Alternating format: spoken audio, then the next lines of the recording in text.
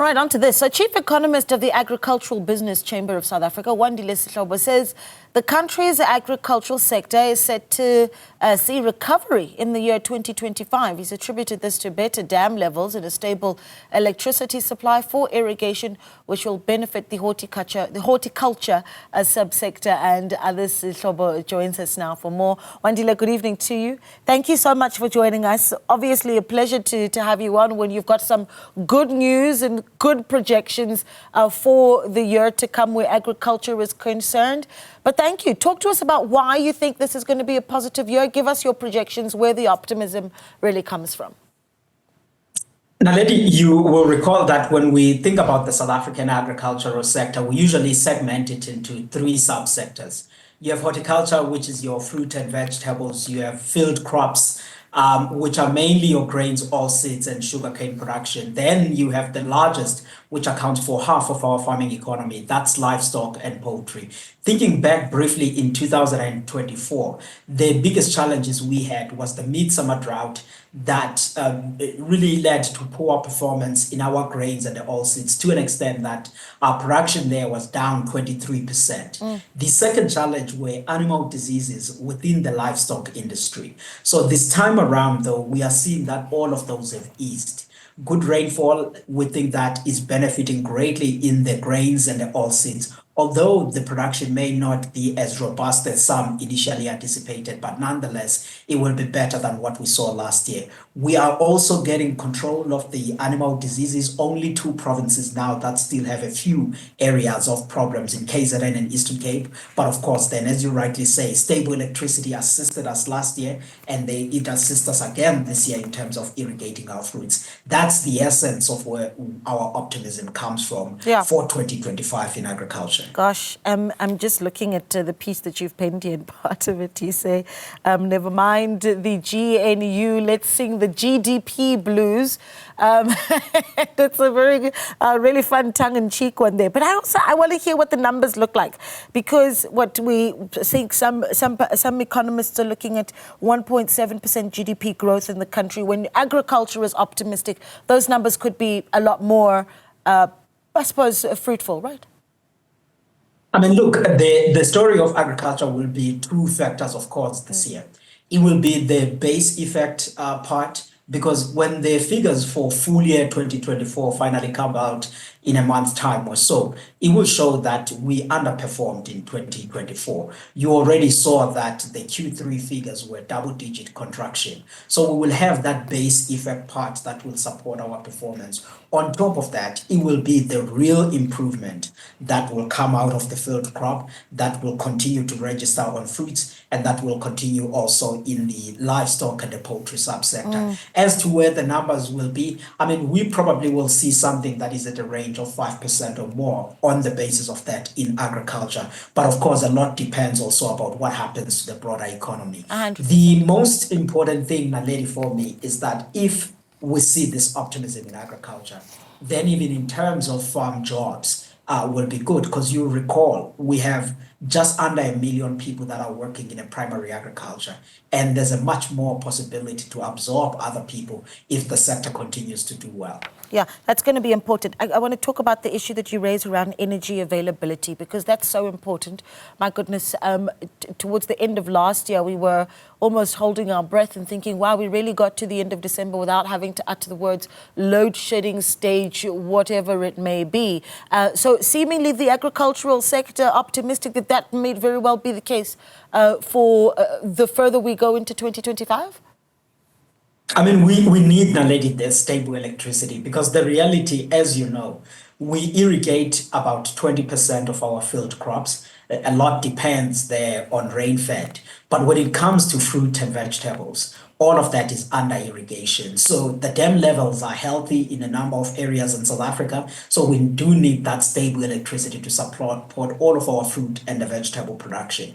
But even beyond that, when you think about people that are in dairy, in food processing, and also within the meat production side, they need stable electricity. So listening to what comes out of from the guys at Eskom, I think that it's an optimistic picture that they are painting, and that will benefit us. The only challenge, Naledi, that I think we have to continuously think about how we improve on is on logistics. We export about half of our products. So the ports have to be much more effective on ensuring that they continuously assist us. Yeah, and that's actually I was going to go into what you project really for what exports are going to look like. If we have more production, obviously we've got to be able to sell it, and the ports being a really good one. But maybe share with us some of the projections of what we could see from an export point of view, the money coming into the country, and what is at risk if the logistics side of things doesn't come to the party.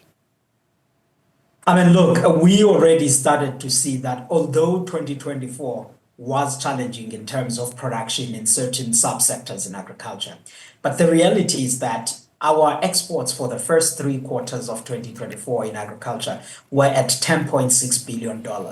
That was up 4% from a previous year. And it was not just a factor of price. The volume was also great in the fruits and the wines and the meat. That's where we got a lot of support. This time around, then, of course, we are going now into a busy period in the port of Cape Town, exporting much of our deciduous fruits.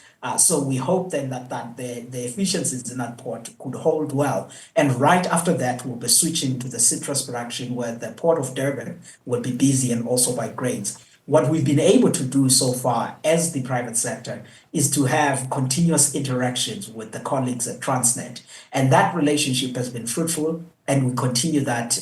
We hope that it continues and that bears some fruits in terms of the investments that could be made to support this sector, because for the long term, you do need effective logistics for the long-term growth of the sector.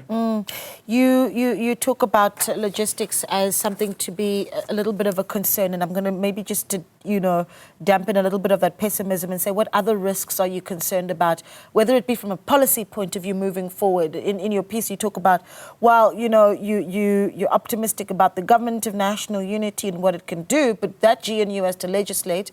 What does that need to look like for the growth of the sector? Naledi, I'm not alone on being optimistic about the GNU.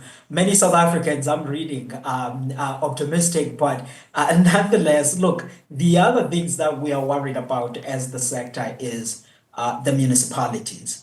Because ultimately, the farming communities, they all depend on effective municipalities. So far, that has been a major failure across the country, with the exception of a few provinces. So we do need to see the municipalities improving. And we've just discussed now logistics as related to the ports. But the reality is we also need to deal with the roads. The roads in provinces like the Eastern Cape, Free State, Northwest are in shambles. And then that adds a lot on the transaction cost to the farmers and the agribusinesses. So we need to address that. The other areas that I think in South Africa we have to work on is, of course, the animal diseases, but the Department of Agriculture is already making inroads there with the likes of Red Meat Industry Services to ensure that we are sitting in a best place as a country there.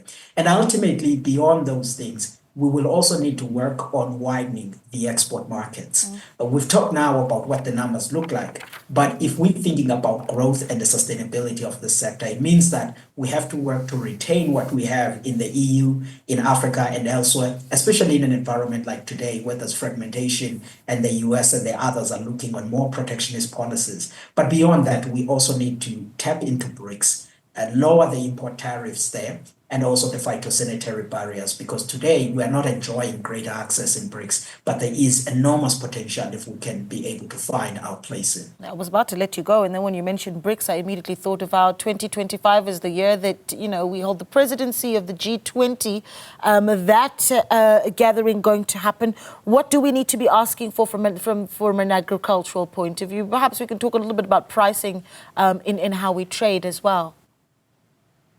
I mean, the agricultural agenda going into BRICS, I think from a South Africa side, is not going to be different that much from what we tabled in BRICS. Yeah. What we had tabled in BRICS was a greater access to export markets. But going into B20 and G20, I think we will talk about how do we retain the export markets that we already have in those countries. But the other important topic that will come up is of climate smart agricultural practices. The EU has their Green Deal policies that they are putting in place in agriculture. agriculture, but we think that they should take some time to implement it because it leads to all kinds of things where they want us to reduce the input use, fertilizers and the other things which could be negative for our farm productivity. So we'll have a deeper conversation around those aspects and also just general technology sharing. And I hope that we will be speaking not just for us, but for Africa as we did at the BRICS. Yeah, we look forward to that as well. We really appreciate your time. Thank you so much for speaking to us and giving us some optimism on how the agricultural sector, according to Wandile Sihlobo, could see some real recovery in 2025. Of course, Wandile Sihlobo is the chief economist at the Agricultural Business Chamber of South Africa.